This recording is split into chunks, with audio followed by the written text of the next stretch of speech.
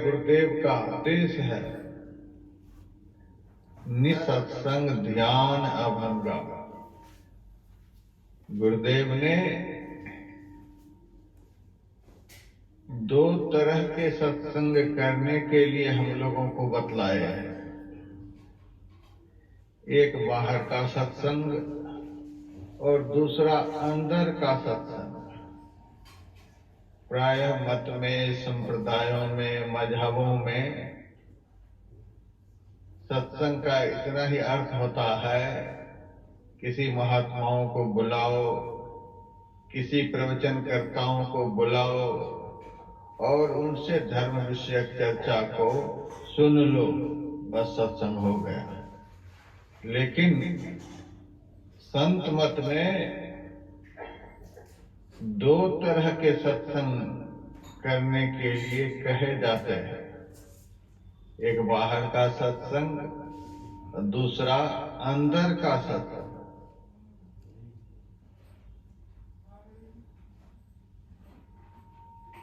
बाहर का जो सत्संग होता है उसको उपदेशात्मक सत्संग कहते हैं। अब भीतर का जो सत्संग होता है उसको प्रयोगात्मक सत्संग कहते हैं। अंग्रेजी में थ्योरी और प्रैक्टिकल कहते हैं।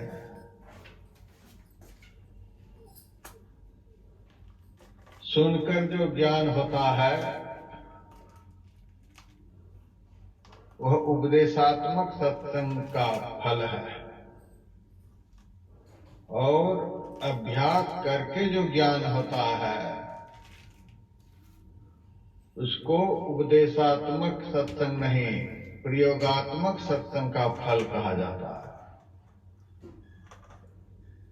यहाँ सुनने का जितना महत्व है उतना ही करने का भी महत्व है। और जहां तक सुनने के लिए मात्र 3 ही सत्र हैं और करने के लिए यहाँ 5 सत्र हैं। 3 सत्रों में आप लोगों को करने के लिए सिखलाया जाएगा, करने के विषय में सुनाया जाएगा, और 5 सत्रों में जो यहाँ सुनेंगे उस पर प्रयोग कराया जाएगा। संत मत के सत्संग में प्रयोग भी होता है और उपदेश भी होता है। यह उपदेशात्मक सत्संग और प्रयोगात्मक सत्संग है। हमारे गुरुदेव ने कहा, दोनों तरह के सत्संग को अच्छी तरह से करो। नित्य सत्संगति करो बनाई, अंतर बाहर द्वय विधि भाई। नित्य का अर्थ दिन में एक बार नहीं होता है। बड़ा विलक्षण शब्द गुरु महाराज का है। नित्य का अर्थ निरंतर होता है, हर समय निरंतर। दोनों तरह का सत्संग करने के लिए गुरु महाराज ने सिखलाया। बीच में अवकाश दे देंगे तो मन बड़ा चंचल है। उस अवकाश काल में विषय के बाजार में घूम करके विषयों का इतना अधिक संग्रह कर लेगा कि सुना हुआ और किया हुआ पर पानी फेर देगा। मैंने संतों के चरित्रों में पढ़ा, एक बार चैतन्य महाप्रभु की मुलाकात वल्लभाचार्य से हुई। दोनों के साथ में भक्तगण थे। चैतन्य महाप्रभु से वल्लभाचार्य ने कहा, महाराज जी, मेरे साथ में भी और आपके साथ में भी बहुत सारे भक्त हैं, इन भक्तों को आपको सुनाइए। चैतन्य महाप्रभु ने कहा, महाराज जी आप ही कुछ सुनाइए। पहले के संत जो होते थे, पहले के महात्मा जो होते थे, वो करना ज्यादा पसंद करते थे, कहना ज्यादा पसंद नहीं करते थे। कोई नहीं होता था सुनाने वाला तो सुना देते थे। यदि कोई सुनाने वाला है तब बड़े प्यार से सुनते थे। भागवत में शृण्वन्ति च कथयन्ति च संत के लक्षण में बतलाया गया है। उनको सुनने में भी उतना ही आनंद आता है और सुनाने में भी उतना ही आनंद आता है। आज यदि सुनाने के लिए नहीं दिया जाए, ईर्ष्या द्वेष का वातावरण बन जाता है। पहले के संत सुना करके भी बड़े खुश होते थे, सुन करके भी बड़े खुश होते थे। चैतन्य महाप्रभु ने कहा, महाराज आप ही को सुनाओ। वल्लभाचार्य जी सुनाने लगे। और एक बात है, हम लोग तो घंटों सुनाते रहते हैं, तब भी समाज को संतुष्ट नहीं कर पाते, समाज के अंतःकरण को तृप्त नहीं कर पाते, समाज को सही दिशा प्रशस्त नहीं कर पाते। पहले के साधु को पाना चाहता हूं। महर्षि रमन ने कहा, जिनको पाना चाहते हो उन्हीं के विषय में दिन रात सोचते रहो, इसी को भक्ति कहते हैं। उन्हीं का चिंतन दिन रात करते रहो, इसी को भक्ति कहते हैं। उन्हीं में दिन रात अपने मन को लगा करके रखो, उसी को भक्ति कहते हैं। थोड़े से शब्द में भक्ति की इतनी अच्छी व्याख्या हो गई। फिर उनसे पूछा गया, मुक्ति किसे कहते हैं? महर्षि रमन ने कहा, जिस रास्ते से दुनिया में आए हो फिर से उसी रास्ते को पकड़ लो, उसी को मुक्ति कहते हैं। सुन्नी मार्ग आया सुन्नी मार्ग जाए, चेतन पैड़ा शब्द का दादो रहे लियो लाए। जहां से हम आए हैं वहीं के लिए फिर से चल पड़ना, यह मुक्ति का मार्ग है और पहुंच जाना यही मुक्ति है। तो सूत्र के रूप में साधु संत महात्मा उपदेश करते हैं। तो वल्लभाचार्य ने थोड़े से शब्दों में सारे भक्तों को सुनाया। गाय के सींग की नोक पर जितनी देर राई का दाना ठहर सकता है, उतनी देर भी यदि इस जीव को संत का संग प्राप्त हो जाएगा, उसका परम कल्याण हो जाएगा। बड़ा आनंद आया आप लोगों को। अब तो काम बन ही गया। हम लोग तो घंटों घंटा यहां सुनेंगे।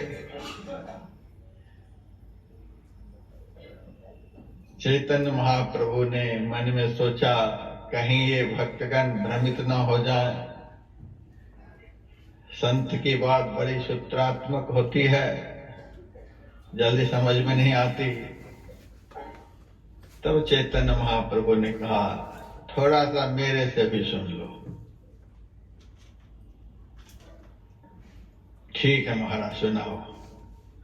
चैतन्य महाप्रभु ने कहा, गाय के सींग की नोक पर जितनी देर राई का दाना ठहर सकता है, उतनी देर के लिए भी यदि सत्संग से मन इधर उधर हो गया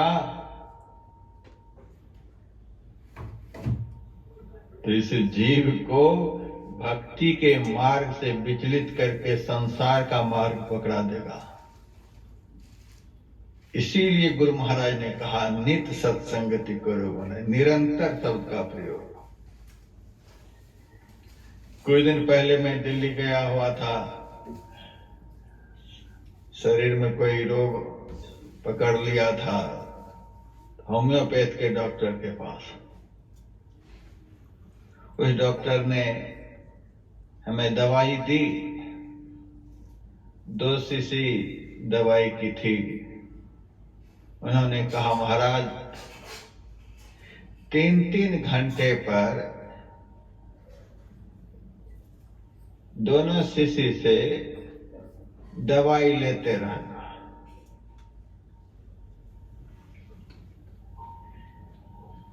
मैंने कहा 3-3 घंटे पर तो 3-4 बार दिन भर में लेना पड़ेगा। यदि एक ही बार में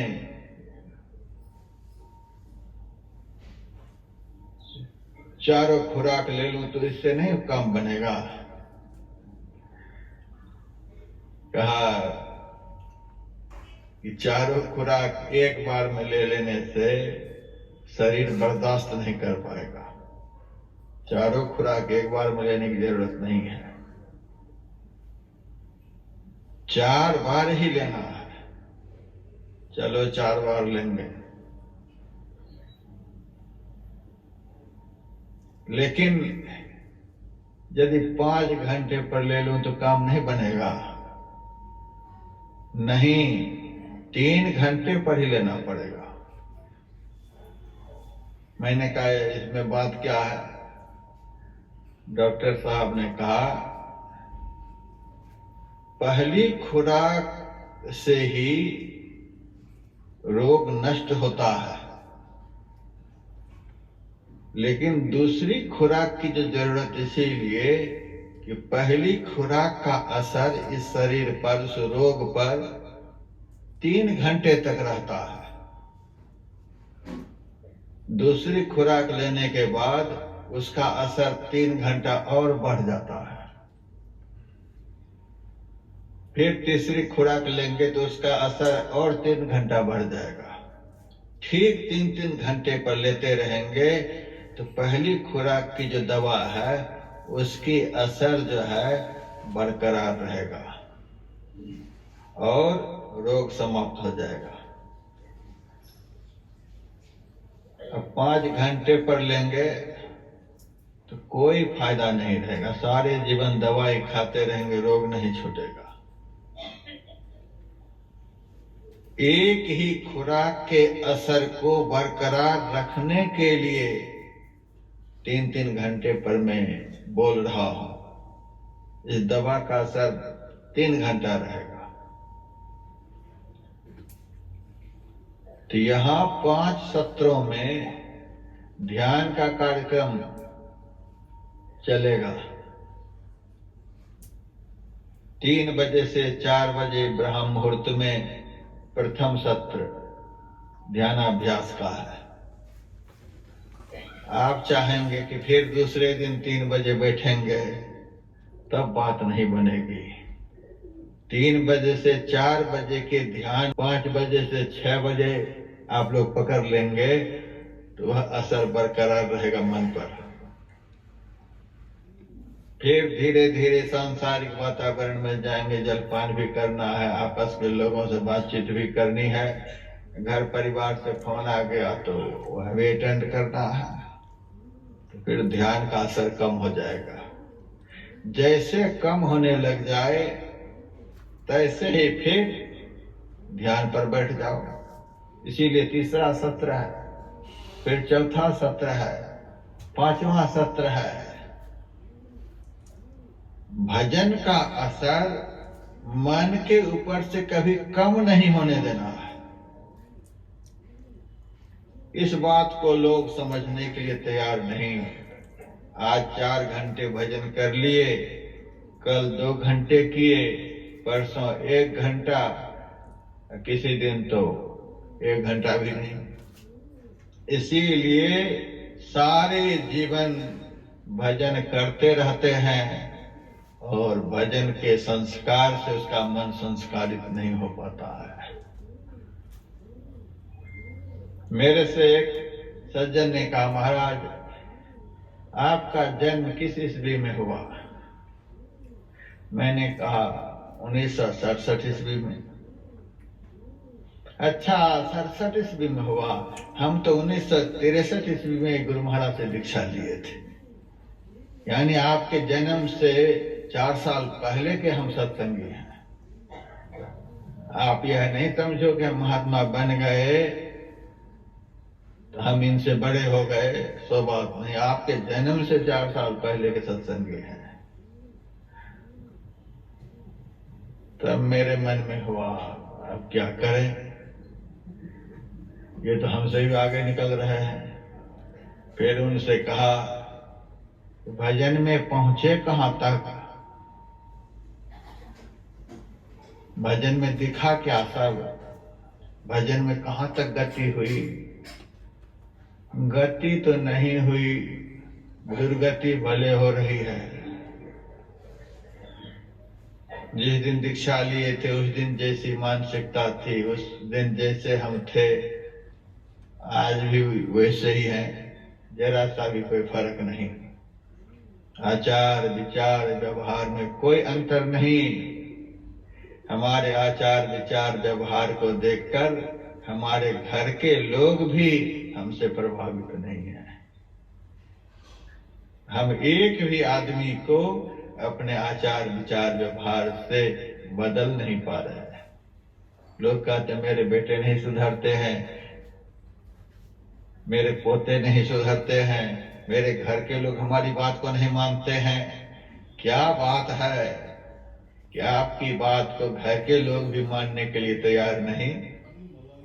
बाहर के लोगों को आप कैसे मनाएंगे? बात यही है, दीक्षा तो ले लिए हैं, लेकिन दीक्षा के अनुरूप काम नहीं कर रहे हैं।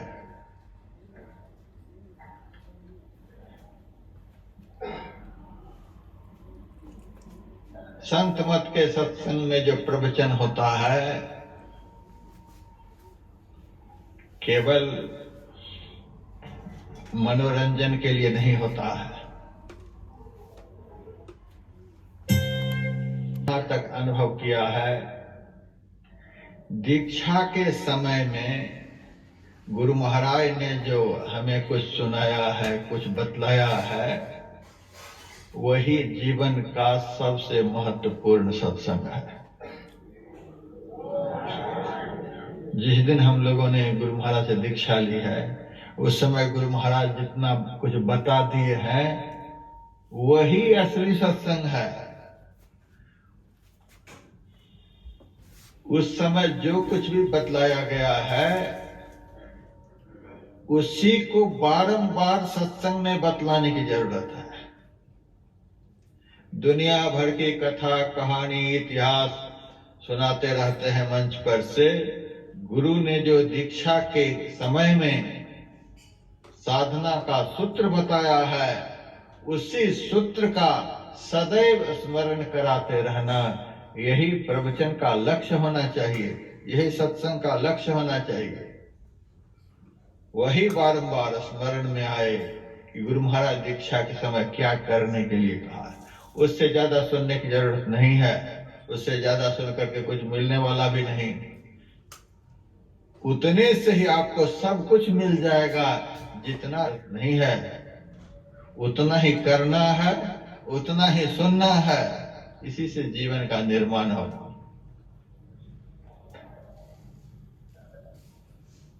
गुरु महाराज ने कहा, नित्य सत्संगति करो बनाई, नित्य नियम से। बनाई का अर्थ भी बड़ा, लोग पूछते हैं भोजन किए? हाँ कर लिए।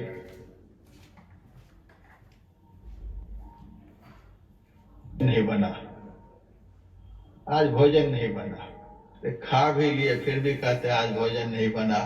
इसका मतलब क्या है? आपके मन के अनुकूल भोजन नहीं हुआ, आपके मन के अनुकूल भोजन नहीं बना, तो आप कहते आज भोजन नहीं बना। भोजन तो बन गया, भोजन खा भी लिए और कहते आज भोजन नहीं बना।